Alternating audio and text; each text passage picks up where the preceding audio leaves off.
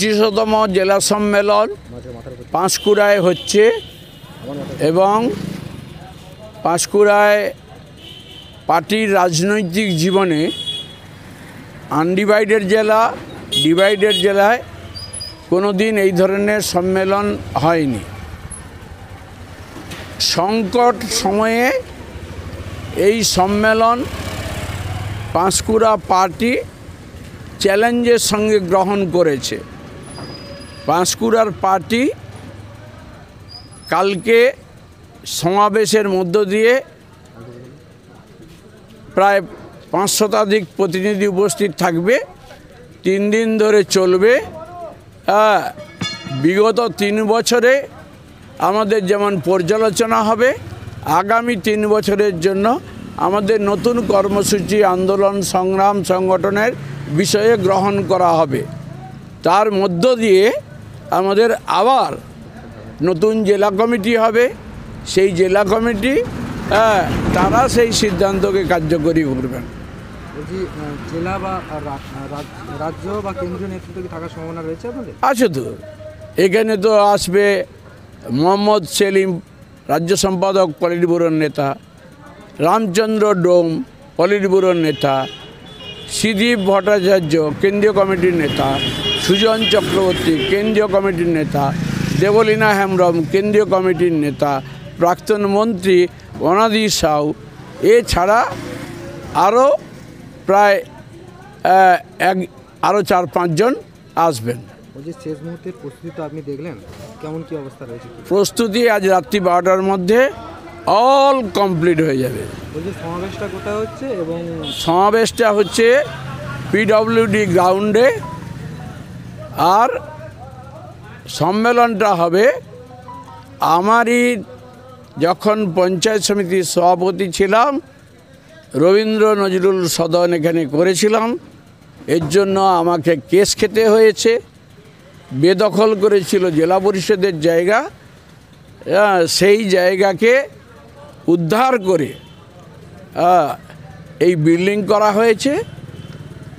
এই রবীন্দ্র নজরুল সদন কে উদ্বোধন করেছে দেখেছেন, বিচারপতি শ্যামল সেন, আর প্রধান অতিথি ছিল সূর্যকান্ত মিশ্র, আর সভাপতি ছিলাম আমি। তারপর এইচডিএ সাদা, যা তাদের হয় নীল সাদা রং করে দিয়ে তাদের একটা বোর্ড লাগিয়েছে। আমাদের ওতে কোনো আপত্তি নেই। আমাদের আগামীকাল ভারতের কমিউনিস্ট পার্টি মার্ক্সবাদী পূর্ব মেদিনীপুর জেলার 25তম সম্মেলন পাঁশকুড়া শহরে অনুষ্ঠিত হচ্ছে। আমাদের আগামীকাল এই সম্মেলন উপলক্ষে প্রকাশ্য সমাবেশ পাঁশকুড়া পিডব্লিউডি ময়দানে অনুষ্ঠিত হবে বেলা 2টায়। আমরা প্রতি 3 বছর অন্তর আমাদের পার্টির সম্মেলন অনুষ্ঠিত হয়। আমরা আমাদের পার্টির অভ্যন্তরে সম্মেলনে চর্চা করব যে আমাদের সাংগঠনিকভাবে আমরা কতটা এগোতে পেরেছি, কতটা আমরা পিছিয়েছি, আমাদের ত্রুটি কী, আমাদের দুর্বলতা কী আমরা চিহ্নিত করব। আমাদের নেতৃত্বরা উপস্থিত থাকবেন।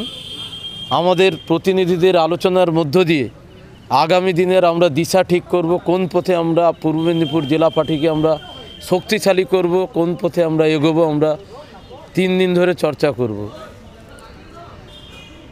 এই সময়কালে দাঁড়িয়ে কেন্দ্রে বিজেপি সরকার একের পর এক জনবিরোধী নীতি, নিত্য প্রয়োজনীয় জিনিসপত্রের মূল্যবৃদ্ধি, পেট্রোল ডিজেলের মূল্যবৃদ্ধি সাধারণ মানুষের নাগালের বাইরে। প্রতিদিন বেকারত্ব বাড়ছে।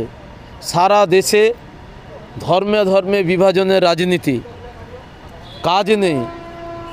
কোভিড না এলে আমরা বুঝতে পারতাম না যে এক রাজ্য থেকে আর এক রাজ্যে কত অংশের মানুষ পরিযায়ী শ্রমিকের কাজ করতে হচ্ছে।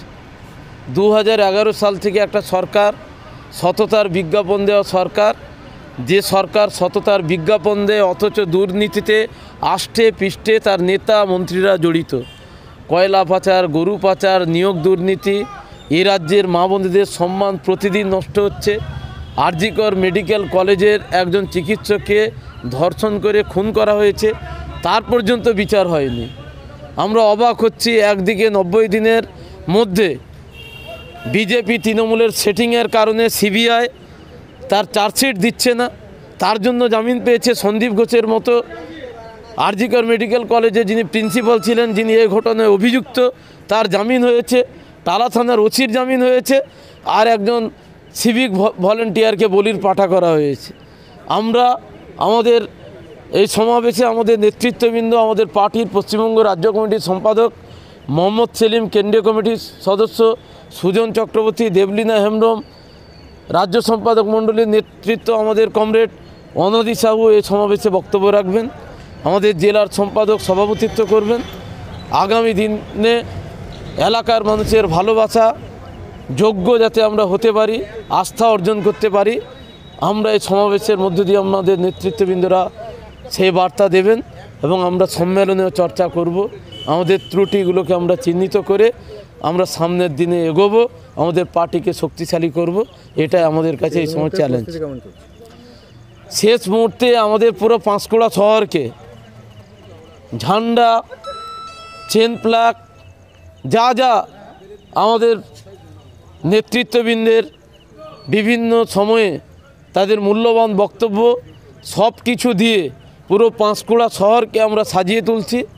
আমরা জেলার সমস্ত মানুষের কাছে মেসেজ একটা দিতে চাই যে এই সম্মেলনের মধ্য দিয়ে আমরা যে নতুন দিশা আমরা খুঁজে পাবো, এই আত্মবিশ্বাস আমাদের আছে। আপনার পরিচয়টা?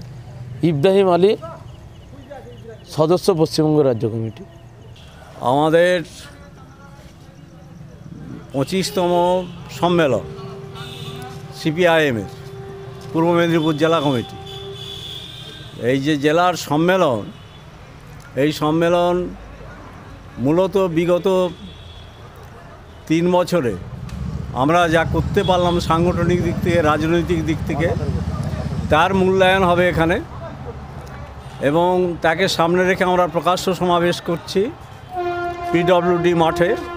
অনেক প্রশাসনিক বাধা বিপত্তি এড়িয়েই আমরা কাটিয়েই সেই হচ্ছে পিডব্লিউডি মাঠে সমাবেশ হতে চলেছে আগামী কাল বিকাল 2টোয় সম্মেলন শুরুতেই।